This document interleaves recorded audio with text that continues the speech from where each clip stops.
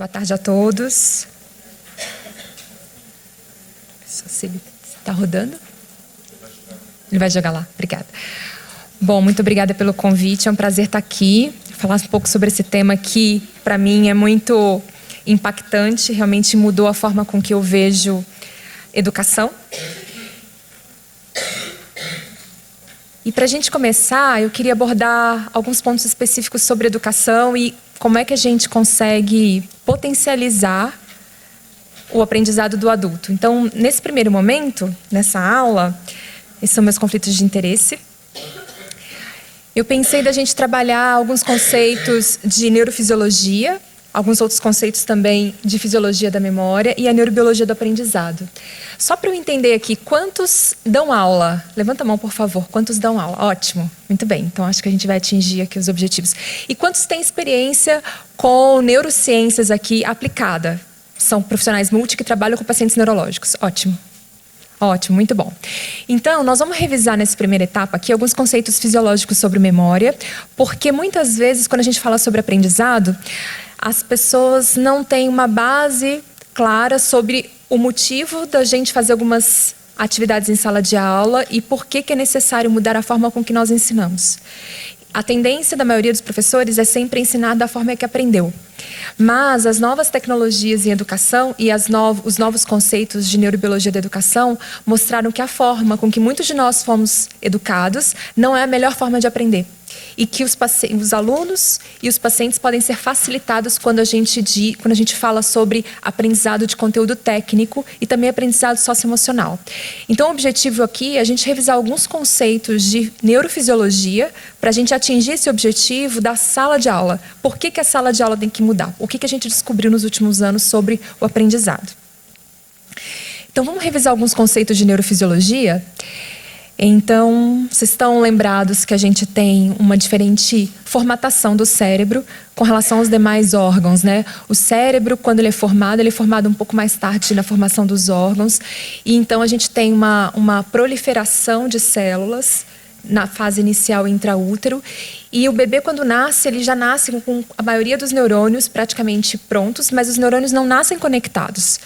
E esse é um dos motivos pelo qual o bebê, quando nasce, ele não é capaz de cuidar de si mesmo. Então, nas outras espécies, os bebês já nascem andando, muitas vezes. Mas o bebê humano, ele não consegue andar, porque, de fato, falta tanto a mielinização quanto a conexão entre os neurônios. E esse é um marcador principal de desenvolvimento. Então, não basta ter o corpo do neurônio na posição correta. Obrigada. Não basta ter o neurônio na posição correta, é necessário que o neurônio se conecte no tempo certo e com a célula correta para que haja uma função neuronal. E é isso que a gente vai falar um pouquinho. Então, relembrando aqui, a gente tem algumas estruturas importantes que a gente precisa rever. Então, a gente tem o córtex, e no córtex estão todos os neurônios, e a gente tem a substância branca, que vão ser a somatória de todos os axônios dos tratos dos neurônios que vão, então, formar essa substância branca. A substância branca, ela, então, vai ser enfaixada por uma bainha de gordura chamada bainha de mielina, e essa bainha de mielina vai conferir velocidade na transmissão do impulso. E é por isso que a gente consegue fazer inúmeras atividades simultâneas, porque a gente tem uma velocidade no processamento. Quando o cérebro é formado, existe uma organização em camadas. E isso é importante porque, em alguns animais mais primitivos, a formação das camadas ela não é tão ampla quanto no humano. Então, a gente tem, geralmente, no córtex entre 5 e 6 camadas, mas nos animais mais primitivos, a gente tem só 3 camadas. E existem partes do córtex que são primitivas. Então, dentro do sistema nervoso, a gente tem algumas partes do córtex que são... Acho que está falhando aqui o data show. Isso. A gente tem algumas partes que são com 5 a 6 camadas, e a gente tem uma parte mais primitiva, que é a área da memória, que é um cérebro mais primitivo, que tem apenas 3 camadas. Tá. Entendi? Eu só ver o que está acontecendo. Rapidinho.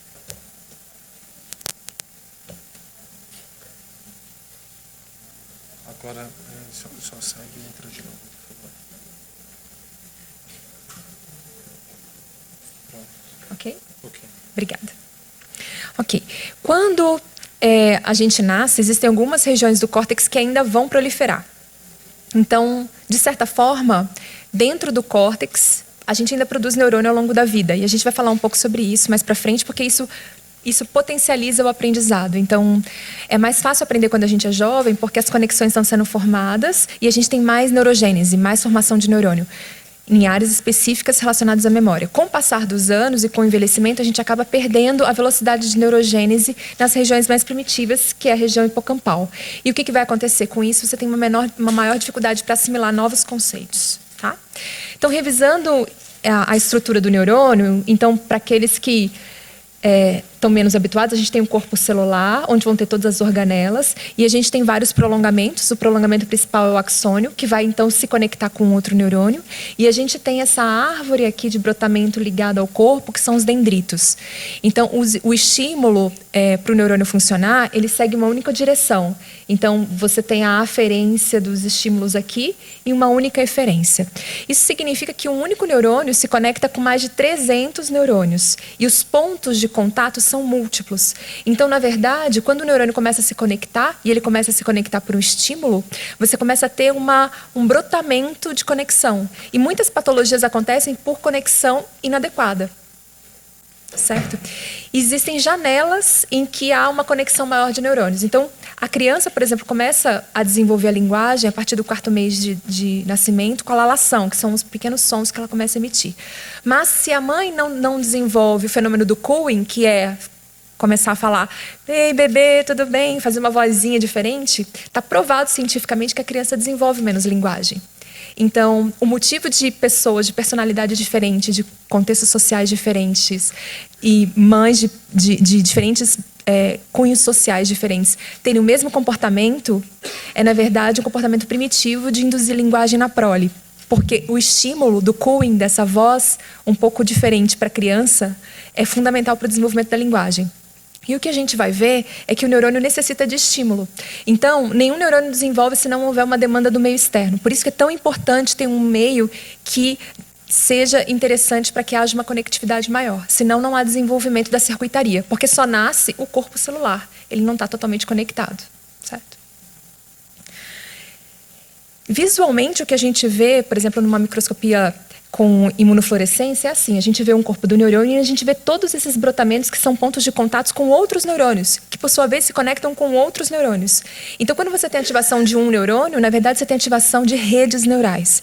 E esse é o conceito mais diferente dentro da neurociência, porque você começa a trabalhar com ativação de padrão. Então, o que acontece é que você começa a ter, com a ativação de um neurônio, você começa a ter ativação, na verdade, de uma rede de neurônios numa ordem específica. E isso é codificado como determinado comportamento. E é assim que o cérebro começa a padronizar algumas funções. Então, relembrando, os pontos de contato do neurônio são denominados sinapses. E é na sinapse que há o ponto mais importante do funcionamento do cérebro. Porque a presença do corpo do neurônio isoladamente, ela não traz nenhum significado neurobiológico, mas é o fato de conectar em rede que permite que você consiga, então, ter funções definidas. Então, essa figura é só para a gente ilustrar, então, o neurônio aqui e os pontos de contato. Os pontos de contato podem ser múltiplos e eles podem ser em diferentes locais do neurônio, mas é esse ponto de contato que, na verdade, vai ser o site anatômico da memória. E a gente vai falar um pouquinho sobre isso. Então, esse vídeo aqui, só colocar aqui para vocês.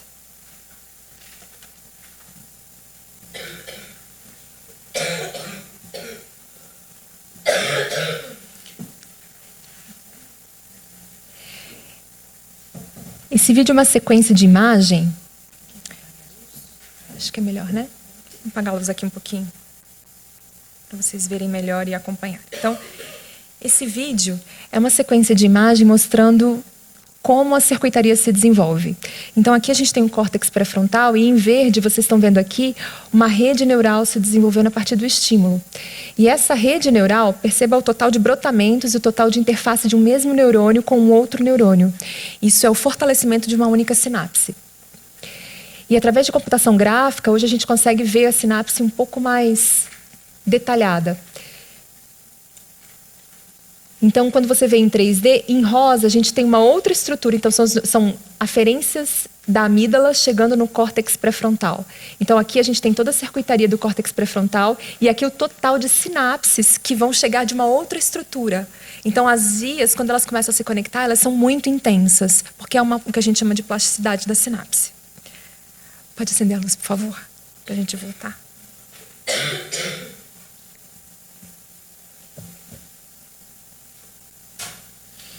Ok. Então, falando um pouco sobre, revisando alguns conceitos principais sobre neurofisiologia, como é que um neurônio se comunica com o outro? Então, a gente já sabe que tem um ponto de apoio que é a sinapse, mas dentro da sinapse, o que acontece é uma comunicação entre dois neurônios a partir de uma eletricidade que vai ser gerada.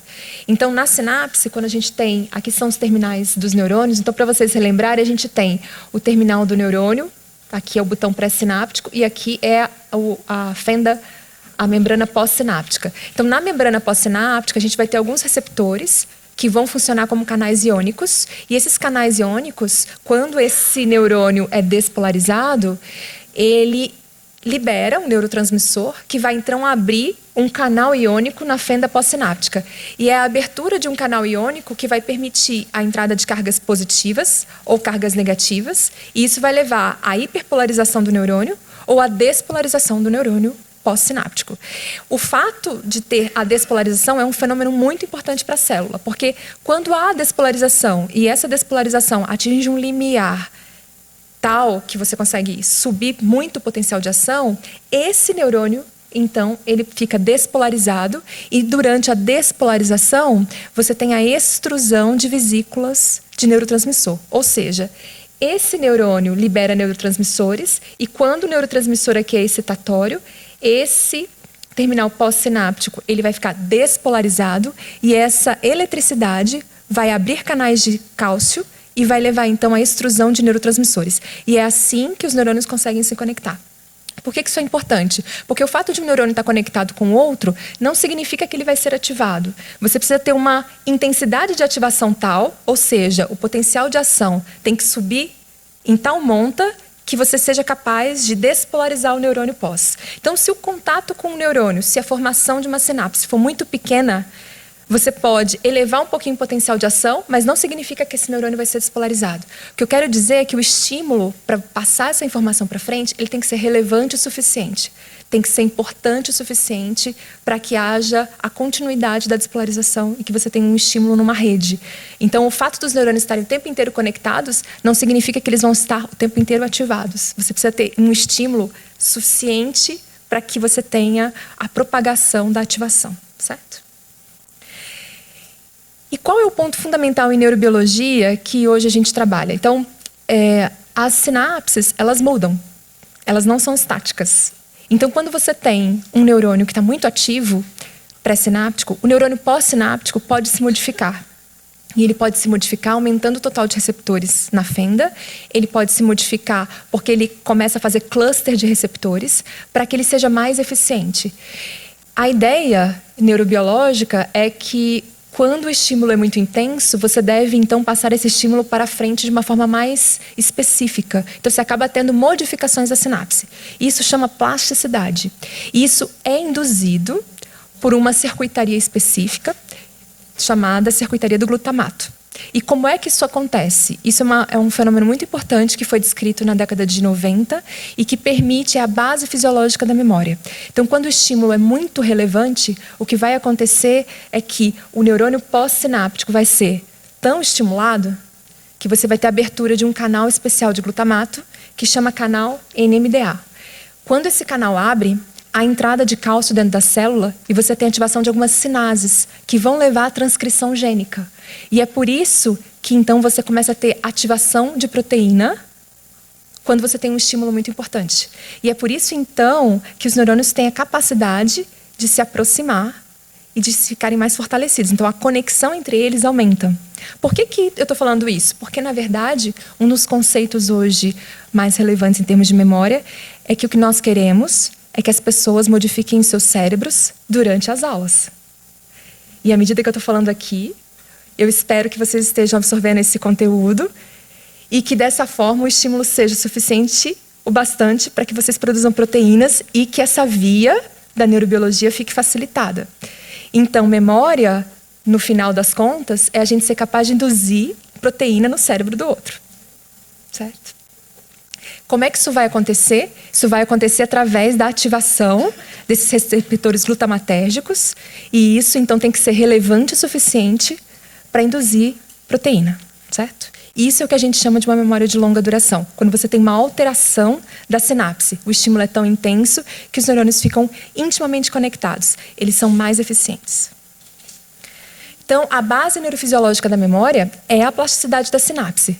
Se você não é capaz de aproximar dois neurônios, dificilmente você vai guardar um traço, uma informação, um padrão de ativação neuronal. Certo? Muito bem. Apenas 10% de toda a informação que vocês recebem ao longo do dia vai ser guardada. Só 10%. Só 10%. A pergunta é: o que fazer? É verdade. O que fazer para você gravar mais? Certo? Como é que o seu cérebro é capaz de dizer o que deve ser guardado e o que não deve ser guardado? Muito bem. Para isso, a gente tem o sistema límbico. Quantos lembram aqui do sistema límbico? Ok. Muito bem. Qual é a função do sistema límbico? Isso. É isso aí, processar a emoção. Esse ano, eu estava dando aula na graduação e a gente teve algumas discussões exatamente sobre isso. Mas o que na verdade o sistema límbico faz? Hoje a gente sabe que o sistema límbico, está na moda algumas palavrinhas tecnológicas, né? Vocês conhecem o termo taguear? O que é taguear? É marcar, é colocar um tag, uma plaquinha. Então, o que o sistema límbico faz é julgar todas as informações que você recebe, informações sensoriais, como afetivas ou aversivas. E isso é que vai permitir gravar a informação. Então, o sistema límbico tem uma circuitaria própria. Então, a gente tem o córtex pré-frontal, que está aqui ilustrado mais em amarelo, e a gente tem a região hipocampal e a região do córtex ao redor aqui, que é o chamado córtex entorrinal. E ele tem, então, uma íntima conexão com a parte mais profunda, que é a parte mais hipotalâmica. E a gente também tem aqui, na ponta, que não está em azulzinho aqui, o núcleo da amígdala, que processa o medo. Então, a ideia hoje do conceito neurobiológico de aprendizado e de memória é que tudo que você sente, tudo que você ouve, tudo que você recebe de estímulo sensorial, cheiro, é julgado dentro do hipocampo como relevante ou não. E o hipocampo, através de um circuito especial, vai dizer se aquilo é afetivo, ou seja, se você se evoca uma sensação prazerosa, ou aversivo. Como ele vai fazer isso? Então, aqui é aquela dobrinha do hipocampo, a gente tem o giro denteado aqui. Então, todas as informações, sejam elas processadas na região occipital, na região mais do córtex pós-central, vão ser julgadas aqui no giro denteado. E nessa porção mais anterior aqui, a gente tem ao longo da vida continuamente sendo produzidos neurônios.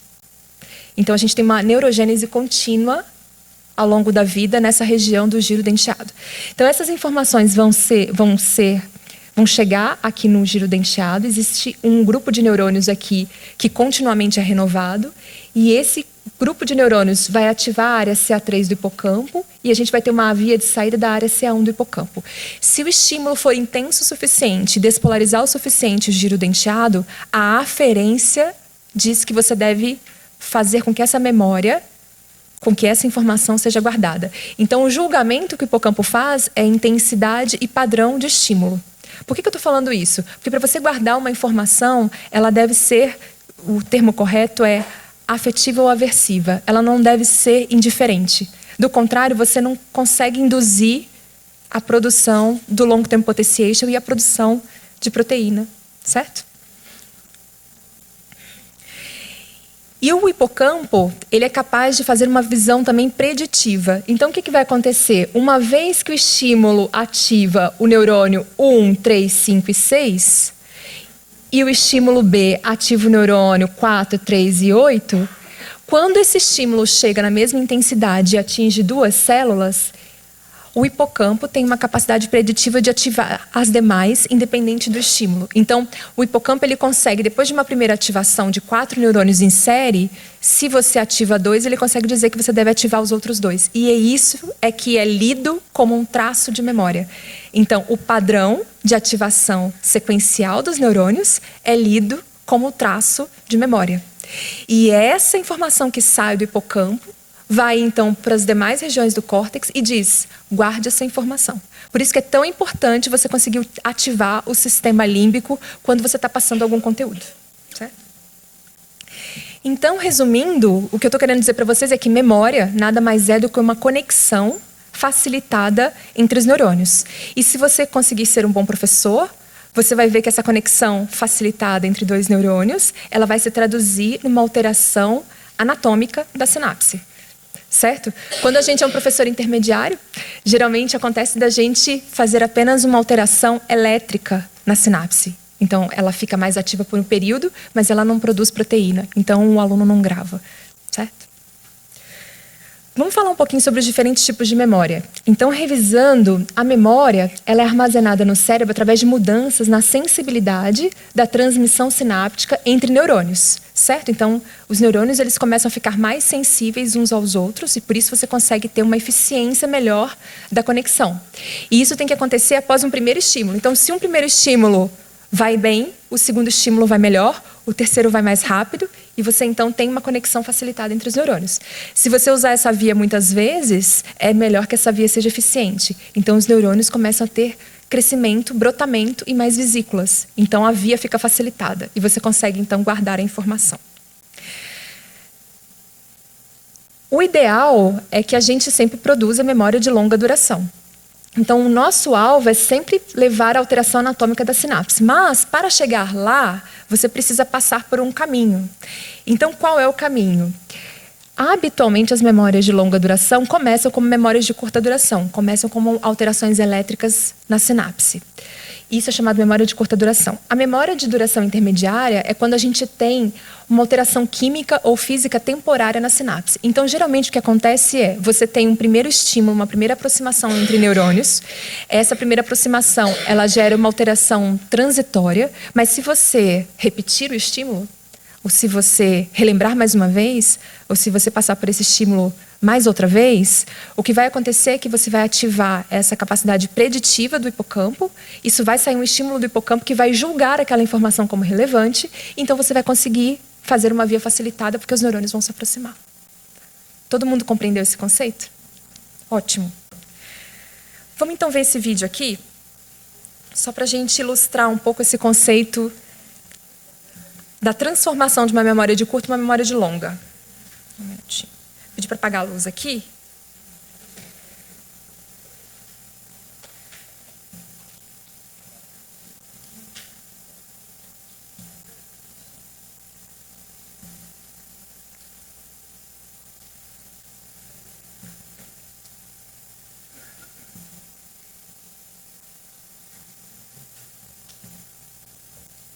Só um minutinho, que acho que ele não entrou aqui.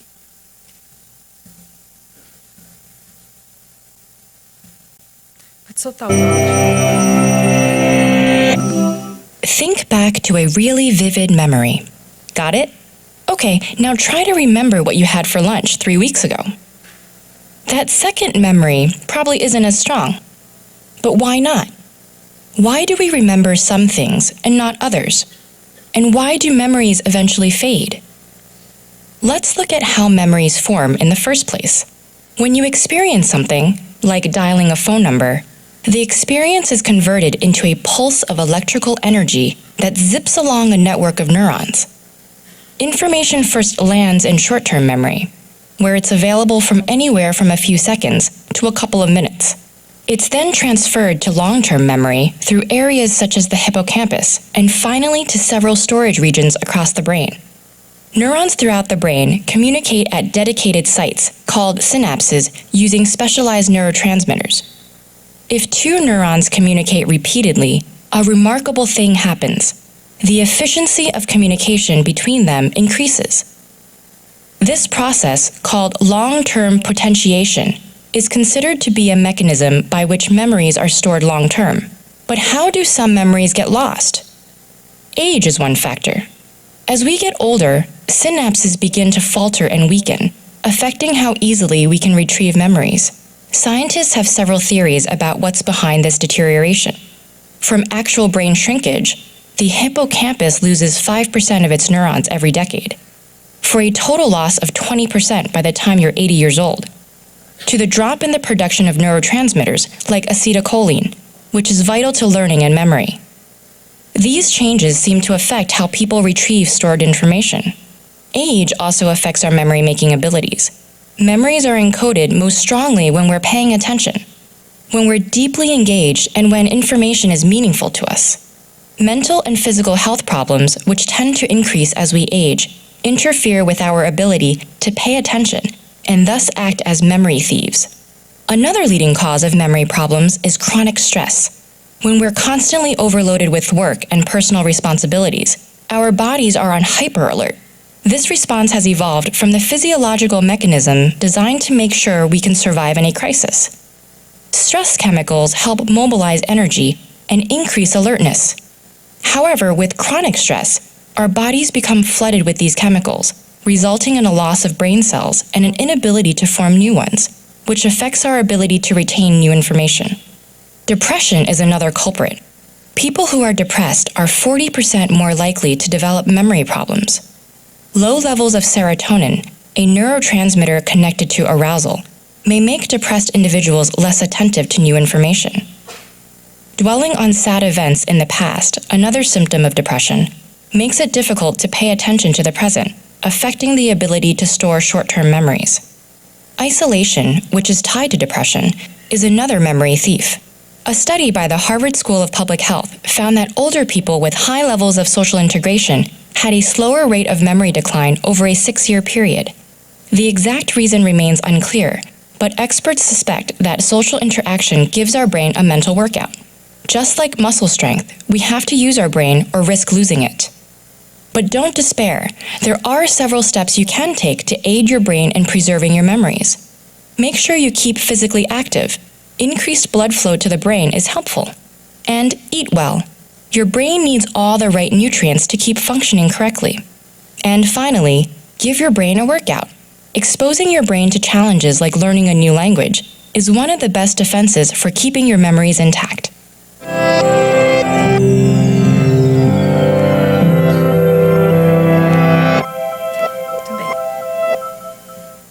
O mais legal desse vídeo é que ele dá um overview geral de como é o real funcionamento da memória. Então, veja bem, você tem uma memória de curta duração, essa memória precisa se transformar numa memória de longa duração, mas você precisa de estímulo para isso. E é aí que a emoção tem o seu papel, que é a capacidade de transformar, de consolidar uma memória, certo? Existem inúmeras variáveis quando a gente está aprendendo, quando a gente está estudando, que podem influenciar a capacidade de você transformar uma memória de curta em uma memória de longa. Alimentação, estresse, privação de sono, certo? Então, são as variáveis que a gente lida quando a gente tem um grupo de alunos. Então, por isso que é importante olhar por esse ângulo. Então, revendo aqui, voltando para a nossa apresentação, como é que a gente pode consolidar uma memória? O que a gente pode fazer, então, para fazer com que transformemos uma memória de curta em uma memória de longa? Então, para transferir, existem alguns conceitos fisiológicos básicos. Então, para transferir uma memória de curta para uma memória de longa, é necessário manter o estímulo por pelo menos 5 a 10 minutos, certo? Então, se você está dando uma aula, o ideal é que você fique no mesmo tópico ou debatendo alguns temas ao redor por 5 a 10 minutos. Você precisa repetir, fazer o que a gente chama de interleaving, fazer a repetição desse fenômeno dali a alguns dias. Por que você precisa fazer isso? Porque você precisa reativar e ensinar que aquele padrão de ativação sequencial do neurônio deve ser repetido e deve ser lido como importante. Você precisa da emoção, você precisa evocar alguma emoção para gravar, para que você potencialize a ação do hipocampo. E também, um dos trabalhos mais recentes mostra que refletir sobre aprender também é relevante. Por quê? Porque uma primeira memória que você tem, ela pode ser editada pela reflexão. E isso chama metacognição. E é por isso que, à medida que a gente vai envelhecendo, a gente vai tendo outras percepções sobre o mesmo conhecimento, o que nos torna os aprendizes contínuos, os lifelong learners, certo? Então, a capacidade de refletir sobre um conhecimento novo e integrá-lo àquilo que você já tem é muito relevante. Muito bem. Então, ao longo da vida, nós já sabemos que o nosso hipocampo reduz, o nosso cérebro reduz, tá bom? Todos nós vamos ter falhas na memória, porque a neurogênese vai reduzir e a quantidade de neurotransmissor também vai reduzir. Mas o que você pode fazer para manter aquilo que você já consolidou? Então, é exatamente isso. A gente precisa ter alguns hábitos que vão fortalecer as memórias já estabelecidas, certo? Mas o fato é, todos nós podemos editar sinapses. Existe uma poda seletiva na sinapse. Então, quando o neurônio conecta, habitualmente ele conecta de uma forma aberrante. E o ideal é que você faça o sharpening, né? Que você seja cada vez mais eficiente, que você gaste cada vez menos energia para falar a mesma coisa. E isso acontece principalmente nos primeiros anos. Então, quando o bebê começa a caminhar, começa a falar, ele conecta demais. Depois ele vai utilizando cada vez menos neurônios para fazer a mesma função. Ele faz uma poda. Isso é super importante porque isso faz com que você consiga ser eficiente, consiga fazer a conexão correta. E ao longo da vida o que é importante é as conexões que você formou, você revisitar, você ter novas ativações. E isso bate com um conceito em educação que chama o forgetting curve. Então, o esperado mesmo quando a gente aprende é que a gente perca um percentual da informação. Mas à medida que a gente vai repetindo, a perda é cada vez menor, porque a gente começa a ter o fortalecimento e a gente começa a ter, então, a maior produção de proteína que permite a consolidação da memória. Tudo isso é só para a gente falar agora como é que o adulto aprende. Então, agora que vocês já estão craque em neurofisiologia, agora que é o interessante, certo? Nós falamos um monte de circuito, um monte de porquês, mas o adulto, de fato, aprende de uma forma diferente da criança. Isso foi descrito por Malcolm Knowles, que é chamado o pai da andragogia, e a andragogia é a ciência de orientar alunos a aprender. Existe uma ciência por trás da educação de adultos. Adultos precisam falar sobre o que já viveram, porque eles já têm um circuito formado. E o que você tem que fazer ao dar uma nova informação é tentar colocar essa informação dentro desse circuito. Certo? Então, existem alguns princípios que norteiam a educação de adulto. Um adulto nunca fica numa aula sem... É muito complicado gravar uma informação quando você não sabe exatamente para que ela vai servir. Então, a aplicabilidade, onde eu vou utilizar, a motivação para aprender, eu sei que aquilo vai mudar alguma coisa para mim, é fundamental para aprender. Se você não começa uma aula explicando por que você vai fazer isso, você tem muita dificuldade de fazer o aluno gravar. Então, existem 6 preceitos principais de Knowles. Você precisa fazer com que o aluno entenda por que ele precisa saber isso, e, na verdade, isso ativa uma parte do hipocampo. Então, é por isso que você precisa ativar a emoção antes de começar a ensinar. Você precisa respeitar a autonomia do aluno, ele é responsável pelo próprio aprendizado. Você precisa falar um conteúdo que ele valoriza. Ele precisa estar naquele momento apto para receber a informação, ele tem que querer a informação. Se ele não estiver engajado, ele não vai aprender. E ele precisa ter uma orientação para o aprendizado, ele tem que saber que isso vai mudar de alguma forma a vida dele. Então, o aprendizado na vida adulta, ele trabalha através de um conceito que foi descrito há muitos anos atrás, que é o chamado construtivismo. No construtivismo, a gente ancora um novo conteúdo num conteúdo prévio. Então, é muito importante saber o que as pessoas sabem e o que elas não sabem, para você colocar a informação organizada para que ele consiga se lembrar, certo? Essa é a pirâmide de William Glasser, que é uma pirâmide famosa para quem estuda educação. Então, durante os anos, observou-se que as pessoas, principalmente quando você vai treinar, por exemplo, um residente, você vai dar aula para um aluno que tem mais de 30 ou 40 anos, a ideia é que eles não são como as crianças que vão aprender quando você contar uma história ou quando você estiver dando uma aula expositiva ou mostrar um vídeo. Mas, de fato, eles vão aprender quando eles tiverem maior interação social. Por que isso é tão relevante? Porque quanto mais interação social, maior a ativação das emoções, maior a ativação do lobo frontal. Isso faz com que as pessoas aprendam mais. Então, nós aprendemos 10% lendo e ouvindo, mas nós aprendemos 95% do conteúdo quando a gente ensina alguém, 80% fazendo e 70% discutindo com os outros. Então, o mais importante quando a gente está educando é fazer com que mais regiões do córtex sejam ativadas para que o estímulo seja intenso, para que você consiga produzir proteína e fazer uma memória de curta virar uma memória de longa. Então, é por isso que você precisa ter interação social quando você está ensinando qualquer conteúdo para um adulto. Do contrário, ele não acha relevante e você não consegue ter estímulo suficiente para causar o long-term potentiation. Então, basicamente, todas as grandes teorias de educação sobre como o adulto aprende, elas envolvem fazer na sala de aula com que você tenha uma maior atividade cortical. Então, não só ouvir, mas ouvir e discutir e ver com o colega e ativar regiões do córtex que vão fazer com que você prediza o que o outro está pensando na relação interpessoal. E isso faz com que você tenha maior produção de proteína. Então, a ideia hoje, neurofisiologicamente, de qualquer técnica de aprendizado em sala de aula é que a gente faça maior atividade cortical, maior atividade do lobo frontal e que a gente consiga evocar emoção, qualquer uma, mesmo que ela seja aversiva. Existe uma técnica, quando a gente educa adulto, e também que a gente pode utilizar para a educação de crianças, que chama taxonomia de Bloom. A taxonomia de Bloom é um conjunto de verbos que informa como nós devemos aprender. A ideia é que o aprendizado ele é hierárquico, ou seja, você nunca consegue criar alguma coisa se você não sabe nada sobre aquele assunto. Mas se você compreender, você fizer uma atividade de aplicação, depois você fizer uma análise, você então é capaz de criar um projeto. Então o aprendizado acontece em etapas. Você precisa saber, você precisa aplicar, você precisa analisar e depois você vai construir um projeto sozinho. Por que a taxonomia de Bloom ela tem uma pegada neurofisiológica? Porque, de fato, o que a taxonomia de Bloom faz é fazer com que você tenha em cada etapa uma maior atividade do lobo frontal. Então, se eu estiver só ouvindo e lendo, eu estou ativando uma região muito posterior. Mas à medida que eu analiso, que eu tomo uma decisão, que eu aplico o conhecimento na sala de aula, que eu discuto com alguém, que eu tenho que tomar finalmente uma decisão, eu estou ativando uma região mais frontal. E eu preciso tomar uma decisão. Eu tenho que ter emoção para tomar a decisão. Então, a ideia é que quando a gente trabalha com adulto, que a gente trabalhe na sala de aula sempre aqui, olha, sempre na maior ativação do córtex para promover maior produção de proteína. Então, os grandes trabalhos em educação de adultos, e principalmente em educação médica, são no sentido de conseguir recrutar o lobo frontal e as emoções para que o aluno possa aprender.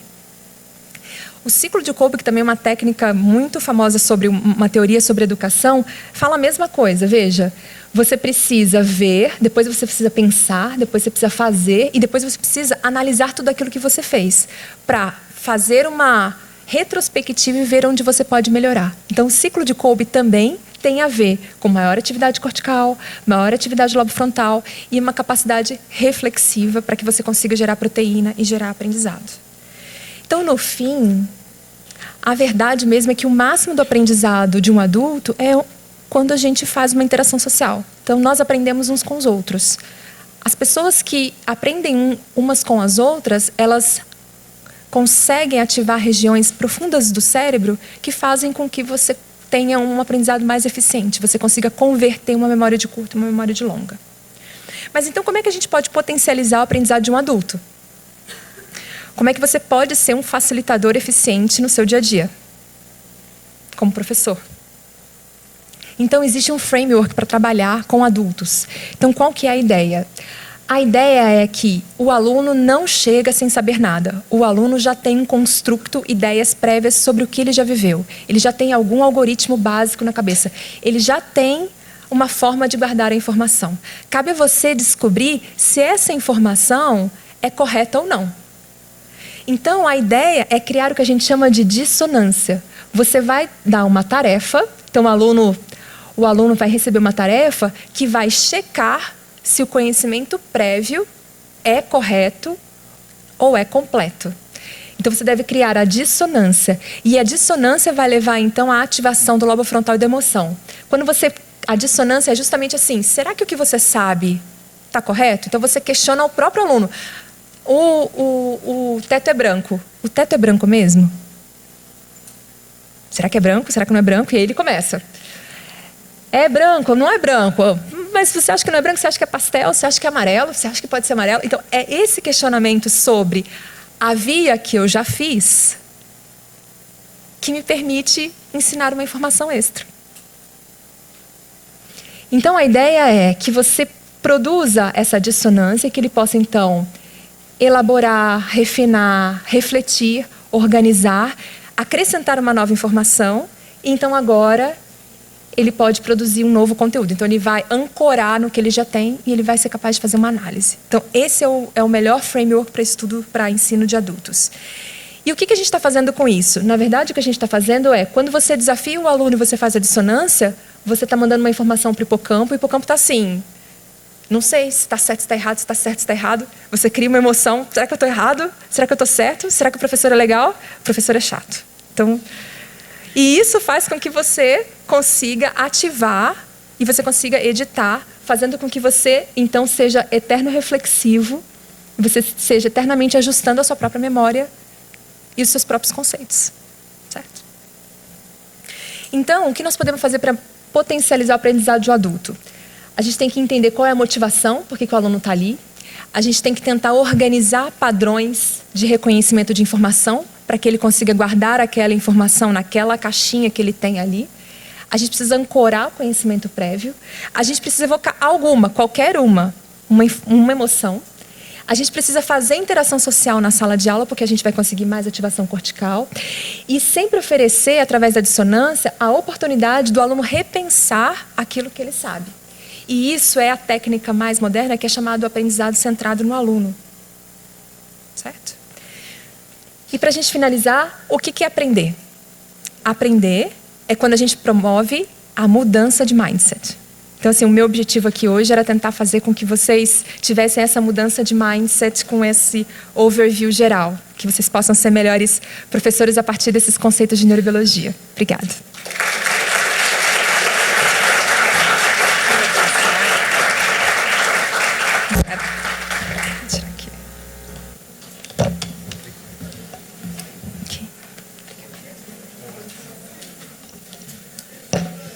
Agradecemos a doutora Lívia Almeida Dutra pela palestra. Agora, para falar sobre a influência do ambiente no aprendizado da linguagem, eu convido ao palco a Mariana Leite Puglisi. Ela é fonoaudióloga, possui doutorado e pós-doutorado pela Faculdade de Medicina da USP e Universidade de Oxford. É professora adjunta pela Unifesp e Newton International Fellow pela British Academy. Também é docente da pós-graduação em distúrbios da comunicação humana na Unifesp, onde também coordena a especialização de linguagem e fala. Bem-vinda, Marina.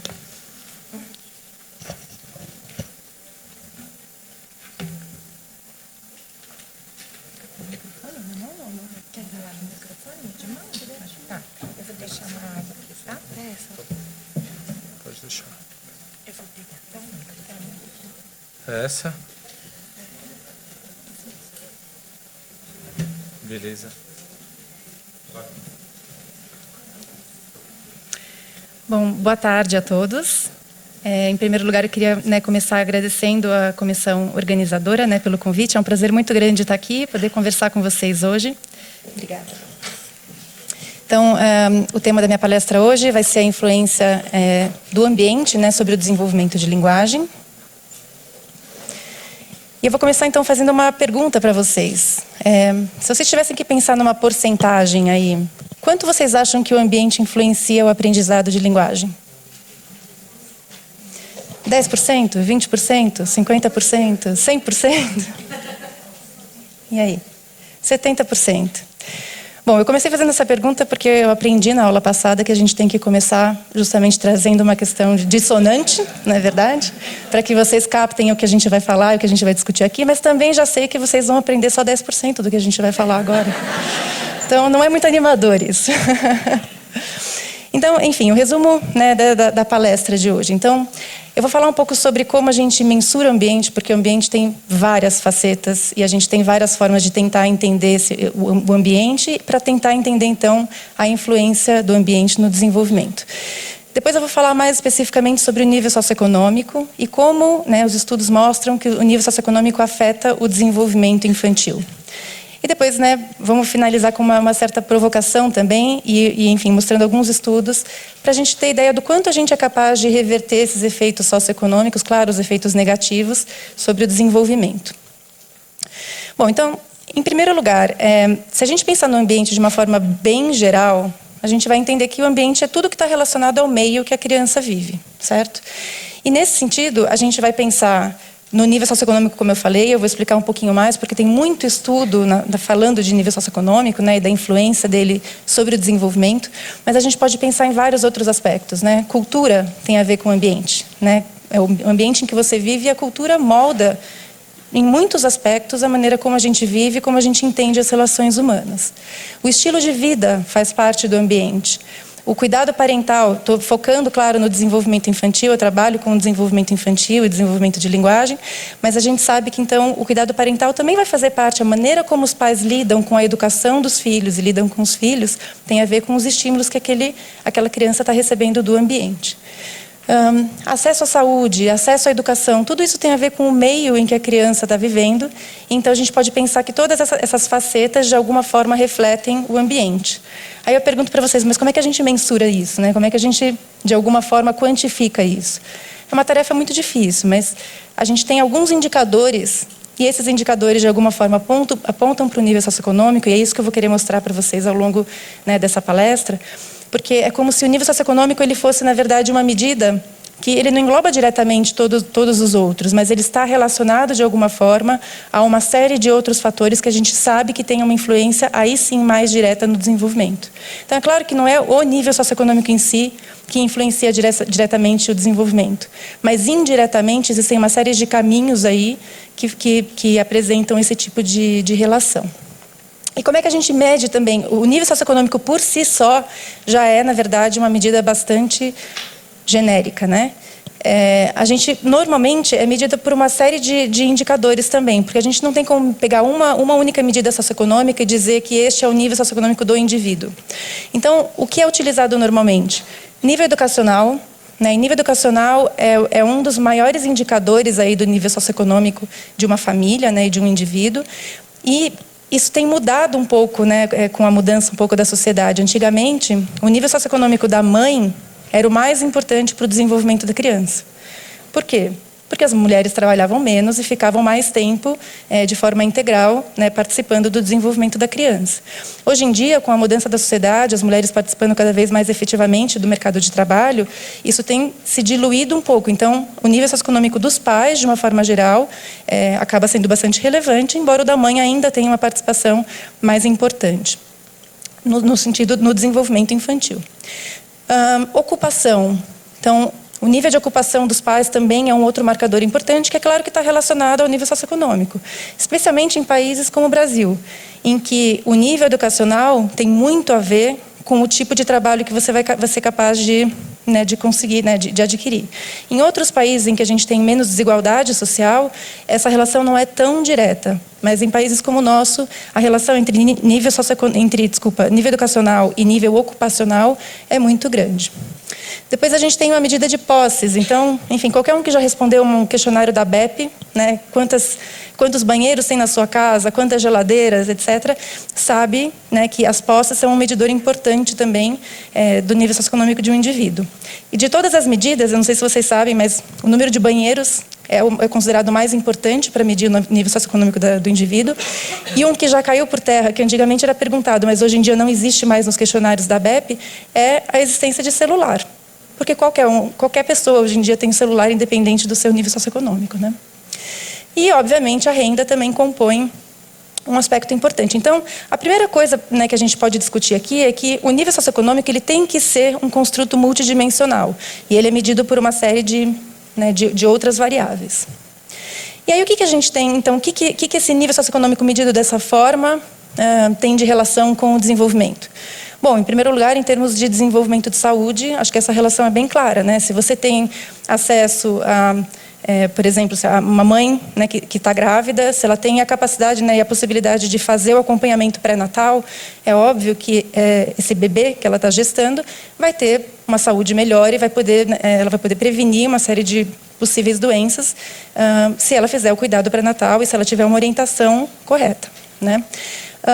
E saúde também pensando de uma forma geral, né? Não só, claro, na gravidez, mas se ela tem acesso à saúde, essa criança é capaz, né, de ser acompanhada, né, com relação, sei lá, com um pediatra, por exemplo, ou com outros profissionais da saúde que possam acolhê-la, é claro que, né, esse desenvolvimento vai ser mais adequado.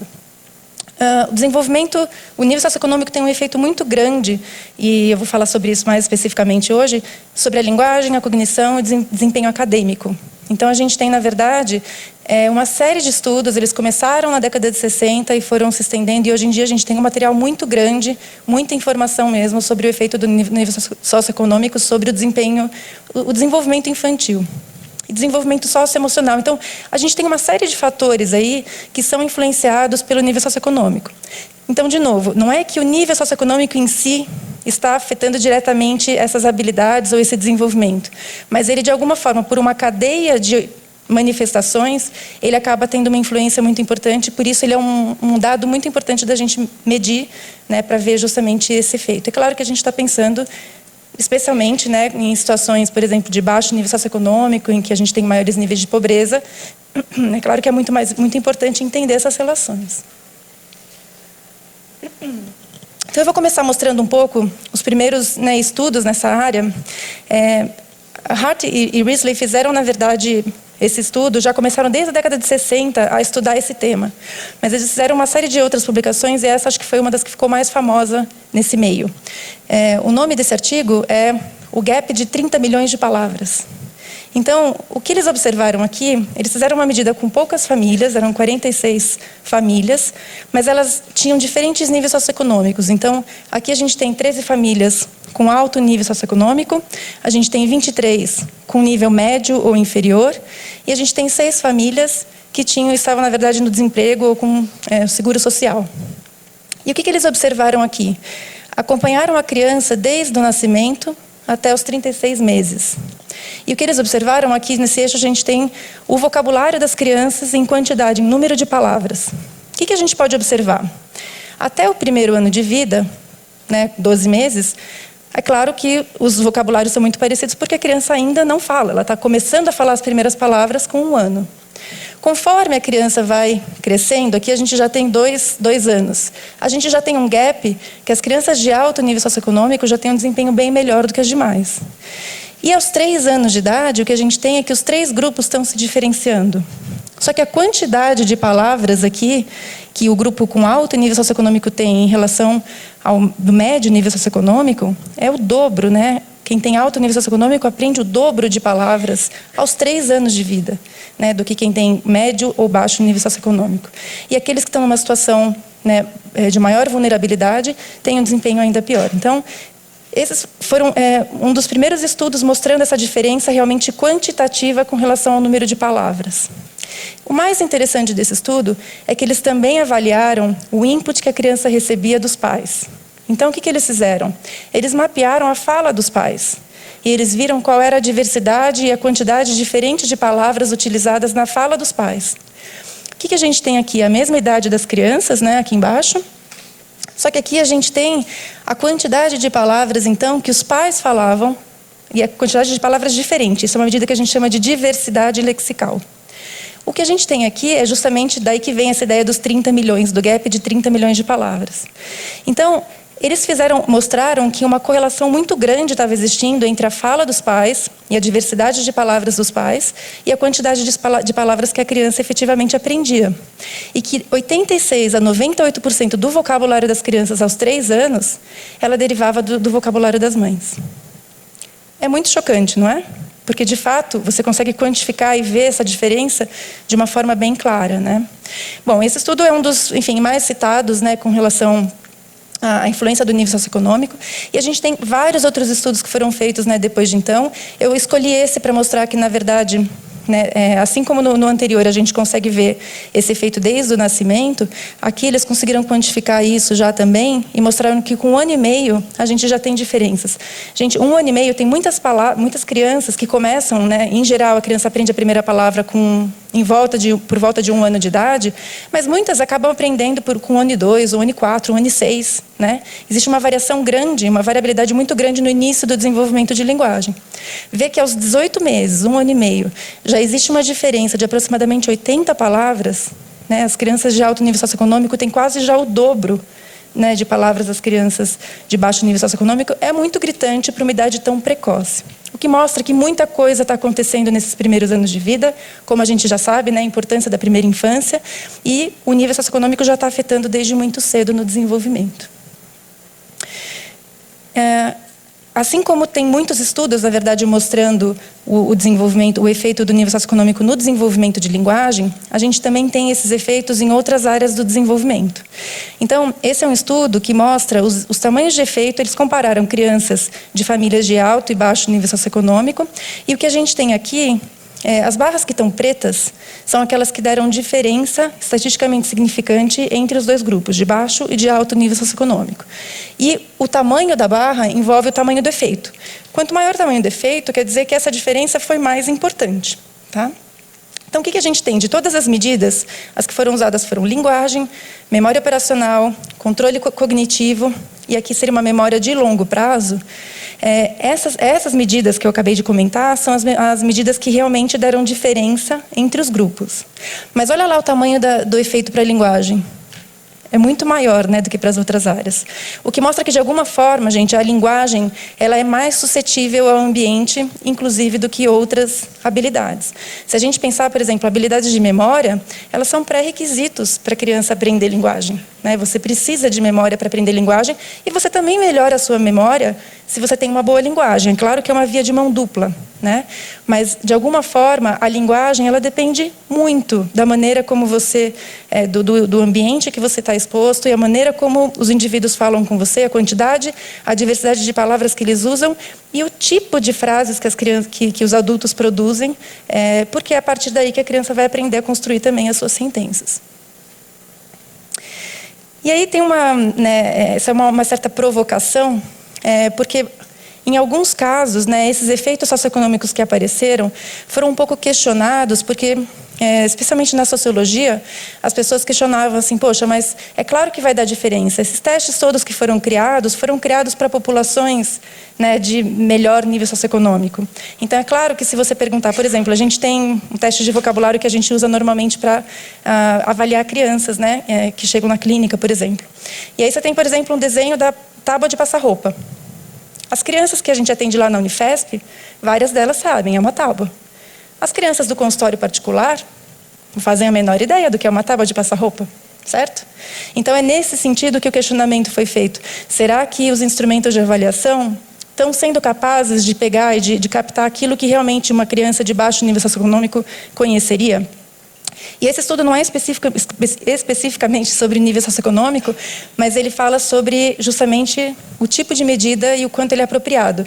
É uma brincadeira, né, com as palavras, porque weird em inglês é estranho, esquisito, mas ele justamente faz uma brincadeira para mostrar que essas medidas foram feitas em países ocidentais, de famílias bem educadas, industrializados, países ricos em geral e democráticos. O que faz com que eles sejam apropriados para uma parcela um pouco específica, né?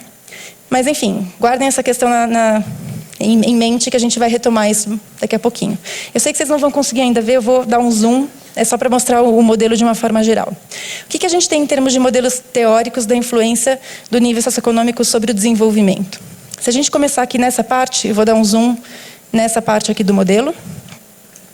O que a gente tem aqui, a pobreza, pensando então no baixo nível socioeconômico, ela influenciaria com pelo menos 3 mecanismos aqui. Em primeiro lugar, em termos de privação de materiais, por exemplo, né? De oportunidades, não só materiais, mas, na verdade, em termos de estimulação e de oportunidades. Então, indivíduos que vêm, né, de famílias de baixo nível socioeconômico, normalmente podem ter uma menor quantidade ou qualidade de estimulação, baseado naquele tipo de estudo que eu mostrei, da Hart e Risley, sobre o gap de 30 milhões de palavras, menos oportunidades para aprendizado, porque, eventualmente, eles têm menos oportunidade de, por exemplo, ter uma aula de música, fazer aula de artes, ou ter atividades complementares que indivíduos ou crianças, né, de alto nível socioeconômico podem ter. têm menos acesso a estímulos e maiores problemas de saúde, que fazem com que a criança, na verdade, tenha uma menor estimulação e menor oportunidade, que eu acho que essa é a parte mais importante. Menos oportunidade para aprender quando comparados a crianças de alto nível socioeconômico. Aí a gente tem alguns fatores que envolvem estresse. Então, fatores estressantes, né? Então, eles colocam aqui o estresse parental. Eu coloquei também o estresse social, pensando, na verdade, na quantidade de violência que eles estão acostumados, que eles estão habituados. Então, se a gente pensar nas notícias recentes, na favela da Maré, por exemplo, né, que, enfim, as crianças não conseguem, na verdade, ir para a escola, por exemplo, é claro que isso é um fator estressante para a família inteira. E como a gente já viu na aula passada também, o estresse influencia muito o aprendizado, influencia as conexões neurais, influencia a capacidade do indivíduo aprender. E, por último, fatores que envolvem fatores tóxicos, né, de uma forma geral. Então, por exemplo, insalubridade, né, nas regiões em que eles habitam, o alto índice de uso de drogas, por exemplo. Tudo isso faz com que... Vocês percebem como é complexo esse construto do nível socioeconômico, porque ele influencia em diferentes vertentes, né, a vida do indivíduo. A questão é que todos esses fatores que eu elenquei, esse estudo que eu estou mostrando, esse modelo, vem de um estudo mais recente de revisão nesse tema. Então, eles juntaram, na verdade, uma série de estudos sobre nível socioeconômico e criaram esse modelo. Então, esses fatores que eu acabei de comentar, eles influenciam o desenvolvimento por meio de mecanismos biológicos. Então, embora a gente esteja falando de fatores ambientais, a gente hoje entende que não existe um fator ambiental que seja completamente isolado do fator biológico. Porque na medida em que a gente tem efeitos que podem ser inicialmente do ambiente, isso vai gerar também mudanças nos nossos mecanismos biológicos. Como acontece isso? A partir de, enfim, mudanças neurais, a gente tem a interação entre gene e ambiente. Então, a gente sabe que determinados ambientes podem, na verdade, desencadear uma série de manifestações, por exemplo, em termos de expressão gênica, que não seria desencadeado se a criança tivesse, por exemplo, num ambiente mais propício ao desenvolvimento. Então, essa interação é importante a gente ter em mente. Não é só uma questão ambiental, acaba virando e se potencializando porque justamente acaba havendo uma interação entre gene e ambiente. E isso faz com que, na verdade, a gente tenha um impacto, né, cerebral. Então, tem uma série de medidas também, estudos que fizeram medidas de neuroimagem, eletrofisiológica, de ressonância, vendo como a criança aprende palavras, ou quais são as circuitarias, né, neuronais que estão ativadas quando a criança está desempenhando alguma tarefa de linguagem. E o que a gente percebe é que essas áreas que estão relacionadas de alguma forma ao processamento de linguagem, elas têm uma ativação um pouco reduzida e uma lentificação em muitos casos. Claro que depende um pouco da habilidade que está sendo avaliada, mas isso, né, foi relatado consistentemente em uma série de estudos, né? E a gente vê que existem algumas regiões aí também, em termos cerebrais, que são mais sensíveis, né? Então, a gente está falando de aprendizado também, não é à toa, a gente está também, né, comentando aqui de diferenças, por exemplo, no hipocampo, né? Bom, então isso faz com que essa cadeia de efeitos acabe gerando uma diferença, né, brutal no desempenho de fato das crianças, no desempenho linguístico, seja em leitura, seja em linguagem oral, funções executivas, né, que são habilidades de planejar uma determinada ação, de ser capaz de inibir um comportamento que não é desejado para focar em outro que seja mais importante, habilidades de memória, tudo isso sofre interferência do ambiente. Então, é interessante a gente pensar esses efeitos, na verdade, em termos de aprendizagem e a influência do aspecto ambiental sobre o aspecto biológico, ele também foi utilizado, na verdade, foi criado a partir de modelos animais. Então, a gente tem alguns estudos, por exemplo, em que você tem 2 grupos de ratinhos, alguns ratinhos que são expostos ao ambiente, é como se fosse o parque de diversão dos ratinhos. Eles têm uma série de, né, brinquedos para utilizar, eles acabam tendo um ambiente que eles chamam de enriquecido, em contraste com ratinhos que vivem num ambiente em que eles não têm muitas coisas para fazer. E o que eles comparam depois, né, o funcionamento cerebral e veem que, na verdade, esses ratinhos que foram expostos a um ambiente enriquecido, eles têm, de fato, um aumento, né, que a gente tem seriam as conexões, né, as sinapses, né, entre os neurônios, e a gente tem um aumento, né, das conexões, no caso, né, dos ambientes enriquecidos. Então, a partir desses modelos, né, animais, eles foram capazes de também estudar isso, né, nos indivíduos. E eu estou voltando para esse slide para mostrar que, então, por mais que a gente possa ter um questionamento, que eu acho que é saudável, com relação ao tipo de variável que a gente está medindo, né, qual é o tipo de instrumento que a gente está usando, que eu comentei, que pode não ser apropriado, pode ser mais apropriado para crianças de um nível socioeconômico e não tanto para de outros níveis socioeconômicos, por mais que possa ter esse questionamento, a gente vê mudanças, de fato, no funcionamento neurofisiológico. Então, também não dá para a gente, na verdade, deixar de enxergar também esse outro lado. Então, de fato, né, se a gente pensar ambientes realmente em que tem uma pobreza, né, grande, a gente vai conseguir ver que, de fato, não só o comportamento em si da criança vai ser diferente de uma criança que está num ambiente mais ótimo, quanto o funcionamento cerebral dela também vai ser diferente. Então, a gente chega, né, num ponto de entender que esses efeitos socioeconômicos sobre o desenvolvimento de linguagem, eles, na verdade, entram num ciclo. Né? Então, a gente tem uma condição, por exemplo, de pobreza, né, um menor acesso à educação, e isso está relacionado, por exemplo, à fome, por exemplo, piores condições de saúde, né, e de vida, de qualidade de vida, uma falta, né, ou, enfim, pouco acesso à educação de qualidade, falta de oportunidades, e isso, óbvio, vai fazer com que esse indivíduo também tenha menos acesso à educação e tenha um trabalho, né, menos remunerado, o que gera um ciclo que, pensando, inclusive, em mudança de expressão gênica, pode se perpetuar, né, ao longo de gerações. Então, isso é algo que a gente tem que, na verdade, prestar bastante atenção aí.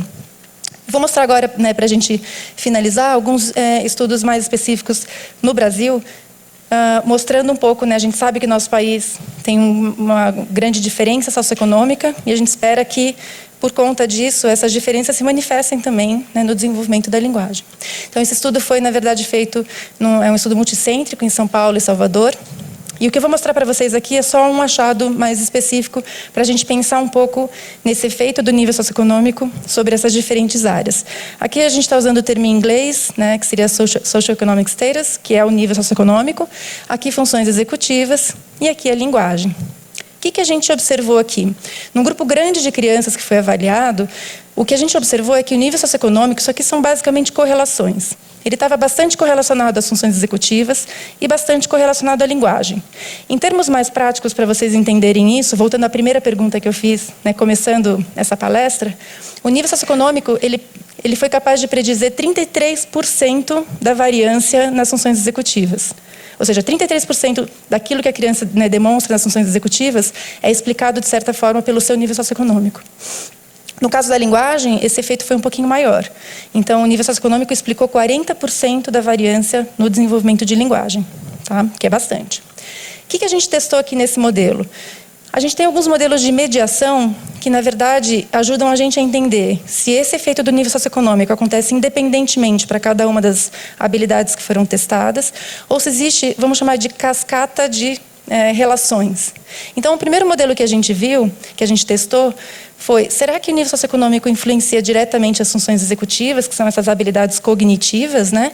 Ou será que ele influencia a linguagem e a linguagem influencia as funções executivas? E o que a gente observou aqui é que essa relação direta, ela se tornou não significante. Por quê? Porque esse caminho explicou muito mais a maneira como essa relação estava acontecendo do que o caminho direto.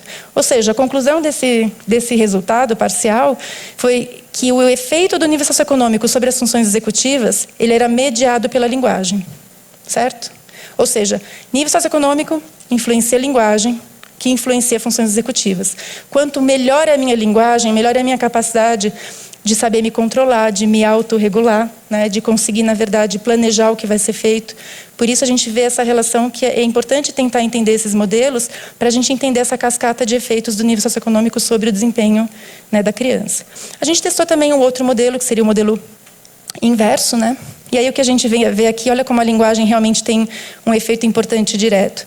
Nesse outro modelo, por mais que exista também uma relação, então também, como eu falei para vocês, é uma via de mão dupla, as funções executivas também ajudam e fazem essa mediação para a linguagem, mas ainda assim, esse caminho, que é o caminho direto, continuou significante. Então, eu volto para o mesmo ponto que eu comecei, né, lá, quando eu mostrei aquelas barras pretas, né?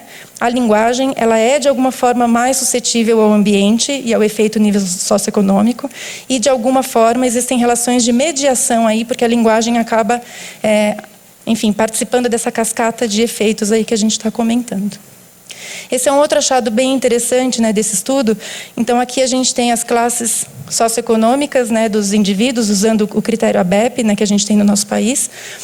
Então, classe A1, alto nível socioeconômico, classe D, baixo nível socioeconômico.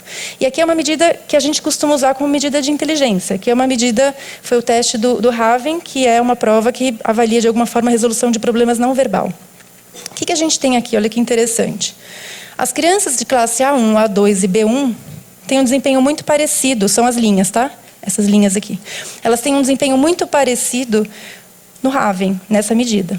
As crianças de classe C1, C2 e D também têm um desempenho muito parecido e, claro, muito pior do que as crianças de alto nível socioeconômico. As crianças de nível B1 e B2 estão no meio do caminho. Se a gente achasse que isso é só uma questão socioeconômica, não que seja pequena, mas fosse influenciada diretamente pelo nível socioeconômico apenas, a gente veria uma gradação, não é? Quando a gente vai explorar esses dados, o que a gente vê é que esses indivíduos estudavam em escolas privadas, enquanto esses estudavam em escola pública.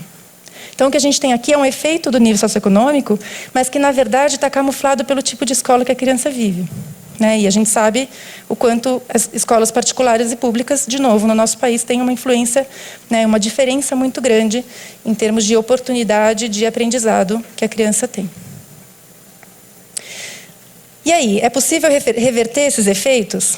Eu vou mostrar, na verdade, né, alguns estudos que não foram feitos aqui no Brasil, mas que mostram, aqui o que a gente tem são essa barra mais escura, cinza escura, crianças com famílias, né, de alto nível de escolaridade, e o branquinho, crianças de baixo nível de baixa escolaridade materna.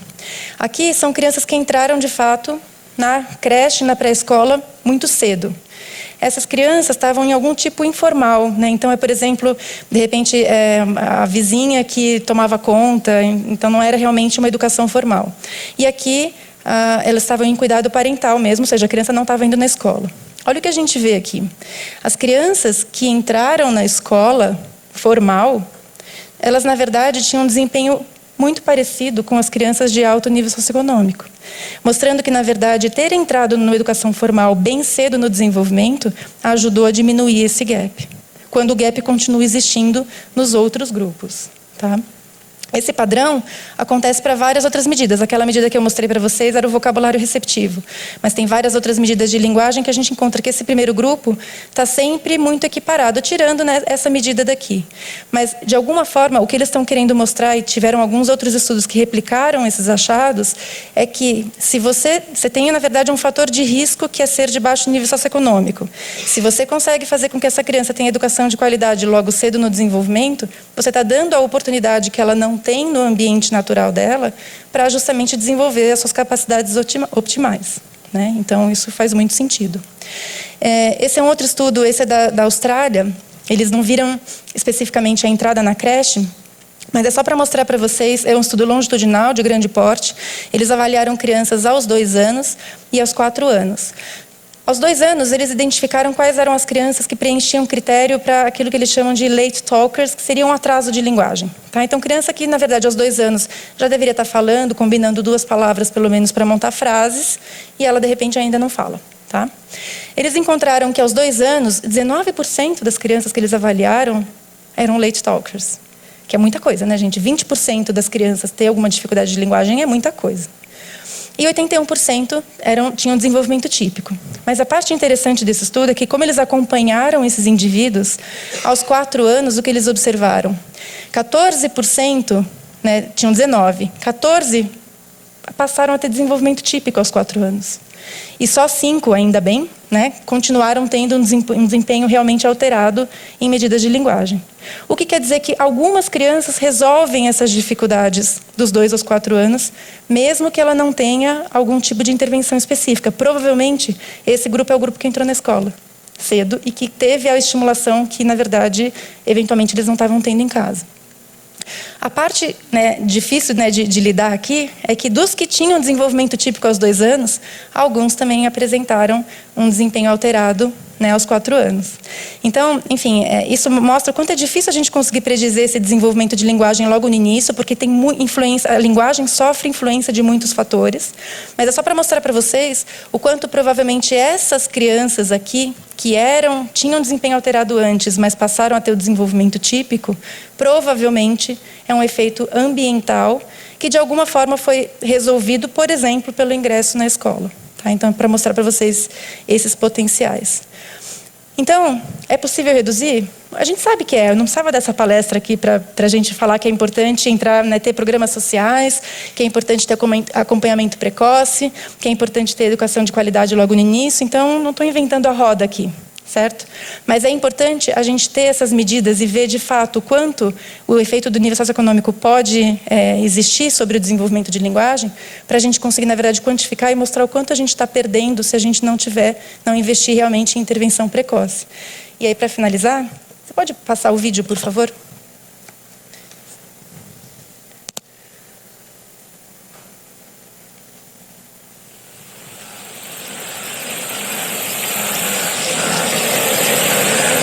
Se puder abaixar só um pouquinho.